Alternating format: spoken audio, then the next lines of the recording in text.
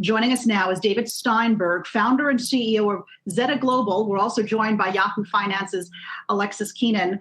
Thanks to you both for being here. So, David, what are you seeing right now in terms of air travel and hotel bookings as we move closer to the Thanksgiving holiday? You know, as you would expect, Alex, the news is not good, right? We're seeing across the board where we were starting to see recoveries in both foot traffic in airports, bookings of tickets, and traffic on websites associated with research travel and research booking. All of those have changed course pretty radically over the last week. And we're seeing things now really not just down from what was starting to be a bit of a recovery, but down from what was even a few weeks ago.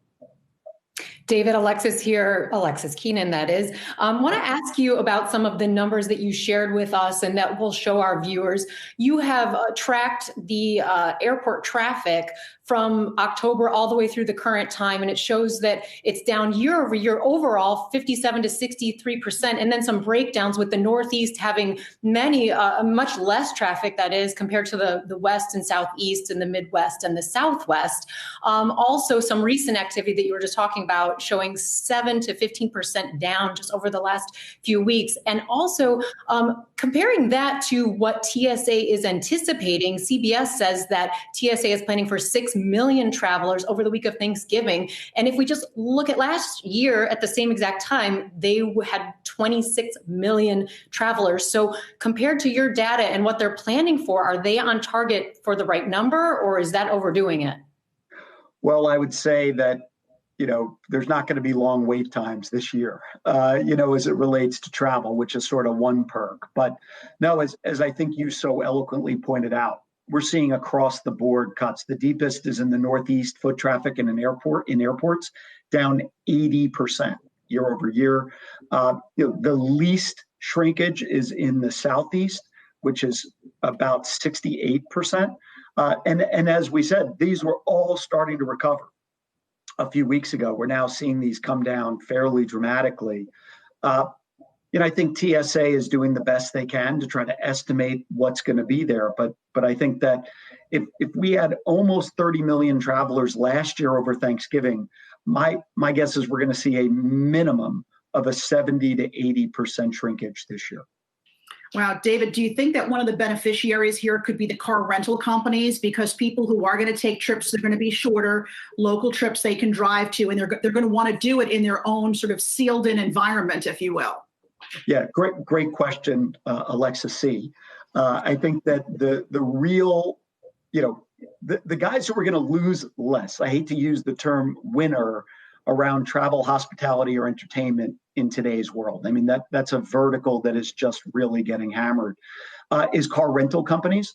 The other sort of good news is we're starting to see a moderate uptick in the research site traffic around luxury hotels.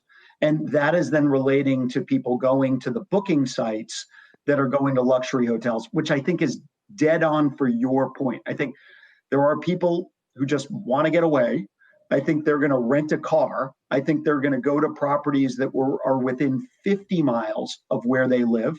And I think they're going to check into more luxury properties, because they're probably not traveling as much, so they have a little more travel budget there. And B, I think there's a real perception on what we're seeing that luxury properties are going to be cleaner and safer. I'm not suggesting that to be the case. I'm simply saying I think that's the perception of that. And I think we'll see a faster rebound in rental cars.